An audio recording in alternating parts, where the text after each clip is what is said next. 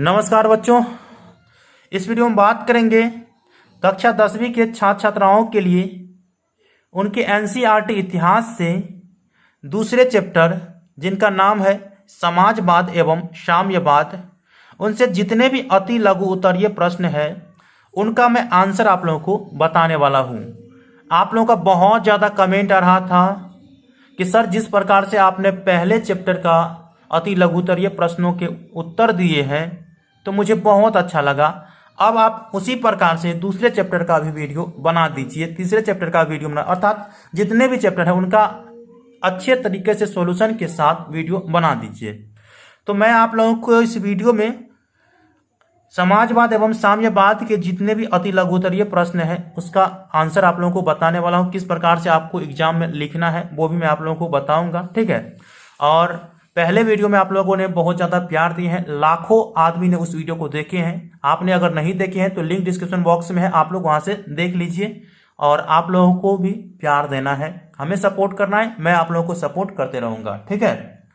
तो चलिए, दूसरा चैप्टर है समाजवाद एवं साम्यवाद, जिसमें पहला क्वेश्चन आप लोगों को अति लघुतरीय प्रश्न में मिल जाएंगे एनसीईआरटी इतिहास में कि पूंजीवाद क्या है। सबसे पहले देखिए, जो सॉल्यूशन में जो उत्तर दिया हूं उसे आपको रट्टा मारने की जरूरत नहीं है। जो मैं कह रहा हूं उसे केवल समझना है, आपका आंसर अपने आप तैयार हो जाएगा, ठीक है। जैसे ही पूछे कि पूंजीवाद क्या है तो ऐसे ही पूंजी से आधारित है नहीं। तो पूंजीवाद एक ऐसी अर्थव्यवस्था है जिसके तहत उत्पादन के सभी साधनों पर पूंजीपतियों का अधिकार रहता है। वे ही कारखाने लगाते और उत्पादन करते हैं। इस अर्थव्यवस्था में पूंजीपति लाभान्वित होते हैं। देखिए कितना अच्छा है। ये पूंजीवाद एक ऐसी अर्थव्यवस्था है जिसके तहत उत्पादन के सभी साधनों पर किसका अधिकार रहता है? पूंजीपति वर्गों का अधिकार रहता है। पूंजीपति वर्ग ही क्या लगाते हैं? कारखाने लगाते हैं या उत्पादन करते हैं, ठीक है। और उससे जो है वो लाभ कमाते हैं, अर्थात लाभान्वित होते हैं। तो उसे ही हम क्या कहते हैं? पूंजीवाद कहते हैं, ठीक। आप लोगों को इस क्वेश्चन का आंसर अच्छे से याद हो गया होगा, ठीक है। कमेंट करिएगा आप लोग, ठीक। इसके बाद आप लोगों के बीच अति लघुतरीय प्रश्न का दूसरा प्रश्न है जो कि बहुत इंपॉर्टेंट प्रश्न रहता है। खूनी रविवार क्या है? यह दोस्तों, खूनी रविवार क्या है? इसे लाल रविवार के भी नाम से जाना जाता है। और ये इतिहास के भयावह युद्ध हुआ था, ठीक है। भयावह युद्ध हुआ था जिसमें मान लीजिए कि यहाँ पे एक छोटा बच्चा है जो 1 साल के बच्चा है और यहाँ पे 20 साल के बच्चा है। तो दोनों 1 साल के बच्चा और 20 साल के बच्चा में क्या हुआ? झगड़ा हुआ, अर्थात युद्ध हुआ, जिसमें 20 साल के बच्चा जो है ना बुरी तरह से हार गया। 20 साल के बच्चा बुरी तरह से हार गया और 1 साल के बच्चा जो है ना वो जीत गया। अर्थात रूस है, ये बड़का बच्चा कौन है? रूस है और दूसरा जापान है। तो देखिए, रूस के आगे में जापान का कोई औकात नहीं था, लेकिन फिर भी दोनों युद्ध किया तो युद्ध में रूस हार गया। मतलब इतना जनसंख्या और इतने क्षेत्र वाले देश, वो छोटे से देश जो हर एक साल प्राकृतिक आपदाओं से घिरी रहती है उस देश से हार गई। तो इस पर जो है ना सबको शौक लग गया कि 1 साल के बच्चा 20 साल के बच्चा को हरा दिया और भी बुरी तरह से हरा दिया। तो यही जो है ना इस पर क्रांति हो गई रूस में, ठीक है। रूस में क्रांति हो गई इसी आक्रोश के कारण, ठीक है। इसी आक्रोश के कारण रूस में क्रांति हो गई। तो रूस के जो सम्राट थे जार, उनको ये हार बर्दाश्त नहीं हुआ। और प्लस में जो रूस के किसान वर्ग के लोग सब थे उन्होंने भूख से तरबितर हो रहे थे, तो अपने बच्चों, किसानों व मजदूरों, महिला भी शामिल थी इसमें, ठीक है। तो उनके साथ जो है सड़क पर प्रदर्शन करने लगे, रोटी दो रोटी दो रोटी दो, और नारा लगाते हुए जो राजमहल थी जिसका नाम था सेंट पीटर्सबर्ग, इसके ओर बढ़ने लगा। जार को यह बर्दाश्त नहीं हुआ और अपने सेनाओं को आदेश दे दिया गया कि सभी पर गोली बरसा दो। तो जार के सेनाओं ने निहत्थे लोगों पर गोली बरसा दी। और वो दिन था रविवार, यह तो रविवार था, इसीलिए इसे लाल रविवार या खून रविवार के नाम से जानते हैं, क्योंकि गोली बरसाई तो लाखों लाश जो है वो बिछ गए। तो वही जो है खूनी रविवार या लाल रविवार कहलाता है। तो इसे मैं अच्छे से डिस्कस करके और पढ़ के सुना देता हूं, ठीक है, ताकि आप लोगों को बोर्ड एग्जाम में क्वेश्चन पूछे ना तो रट्टा मारने की जरूरत नहीं है, सुनना है, समझना है, ठीक। चलिए, 1905 ईस्वी में रूस जापान युद्ध हुआ, जिसमें रूस की बुरी तरह पराजय हुई। इस पराजय के कारण 1905 ईस्वी में रूस में क्रांति हो गई।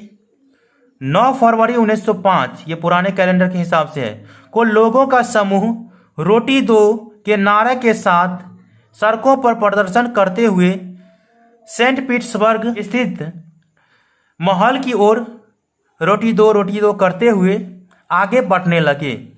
जार की सेना ने इन निहत्थों लोगों पर गोलियां चलानी शुरू कर दी, जिसमें लाखों लोग मारे गए।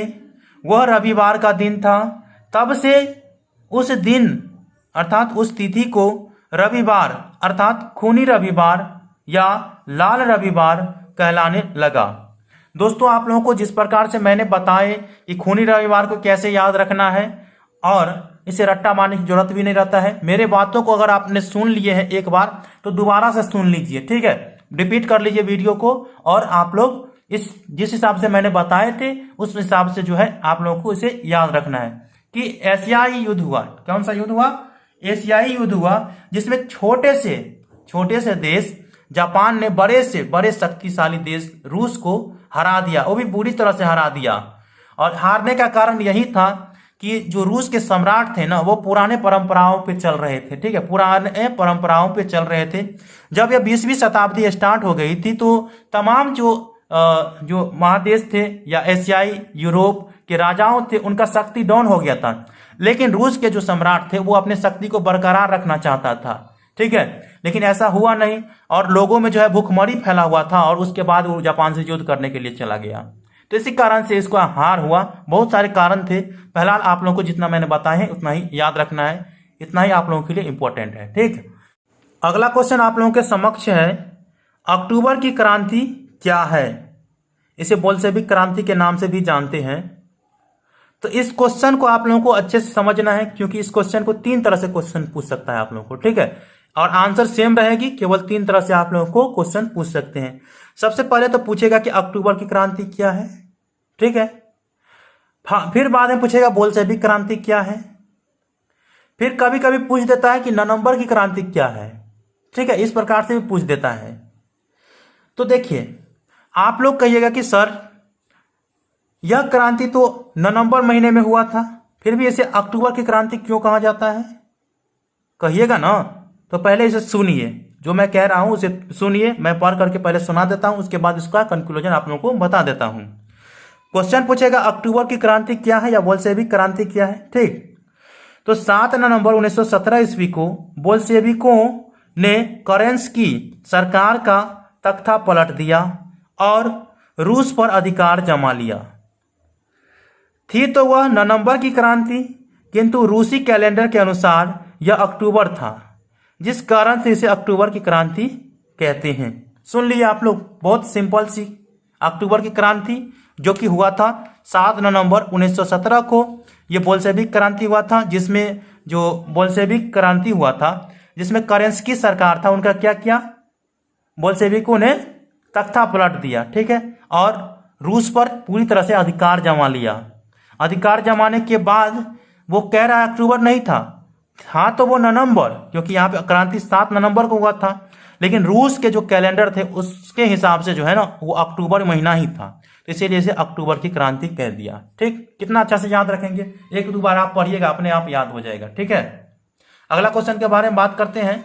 अगला क्वेश्चन जो कि बहुत इंपॉर्टेंट है, ठीक है, ये क्वेश्चन जो है ना बार बार पूछे ही जाते हैं और ये भी यही रहता है कि सर्वहारा वर्ग किसे कहते हैं, सर्वहारा वर्ग किसे कहते हैं, ठीक है।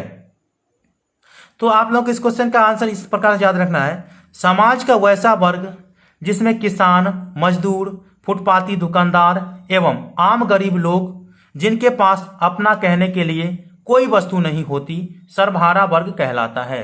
ऐसे कहेंगे, समाज के वैसे लोग जिसमें किसान, मजदूर, फुटपाती दुकानदार, आम गरीब लोग जिनके पास अपना कहने के लिए कुछ भी नहीं होता है। उनको न घर नहीं रहता है, न जमीन रहता है, न 4 चक्का रहता है, न 2 चक्का रहता है। अर्थात उनके पास जो है रहने के लिए भी नहीं कुछ रहता है, अर्थात उनको अपना कहने के लिए कुछ भी नहीं, कोई सामान नहीं रहता है।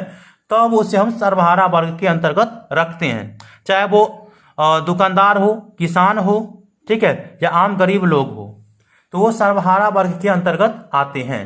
याद रखेंगे, इंपॉर्टेंट है। इसके बाद क्या है देखिए, क्रांति के पूर्व रूसी किसानों की स्थिति कैसी थी।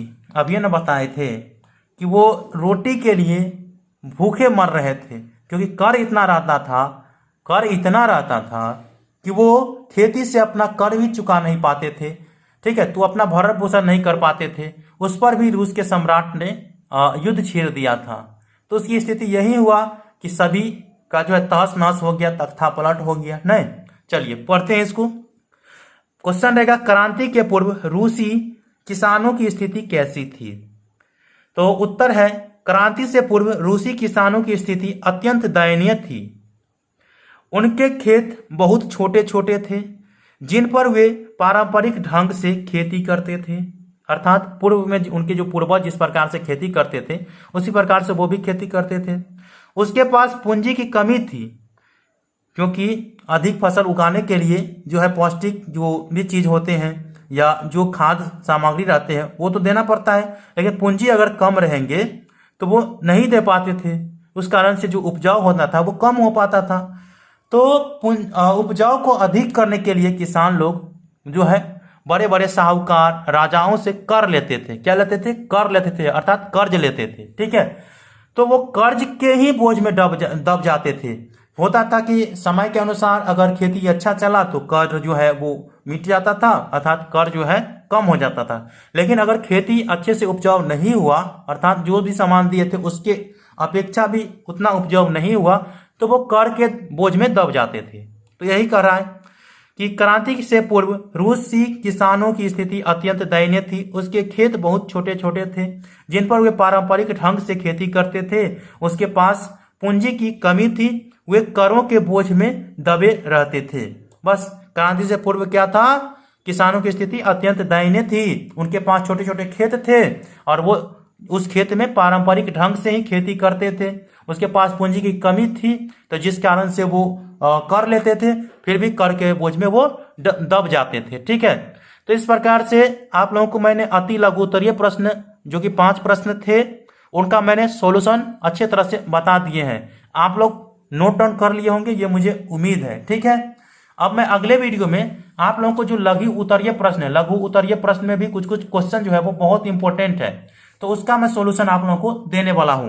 तो आप लोग पहला चैप्टर का वीडियो नहीं देखे हैं तो लिंक डिस्क्रिप्शन बॉक्स में है, और अगले चैप्टर व सभी प्रकार के चैप्टर के वीडियो देखने के लिए चैनल को सब्सक्राइब करके ऑल नोटिफिकेशन को ऑन करके रखिए।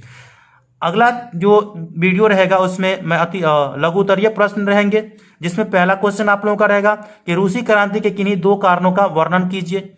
तो ये मैं डिस्कस करूंगा मैं अगले वीडियो में, ठीक है। चैनल को सब्सक्राइब करके और नोटिफिकेशन को ऑन करके रखिए, और कैसा लगा कमेंट बॉक्स में मुझे कमेंट करके जरूर बताइएगा। तो चलिए मिलते हैं अगले वीडियो में, तब तक के लिए धन्यवाद।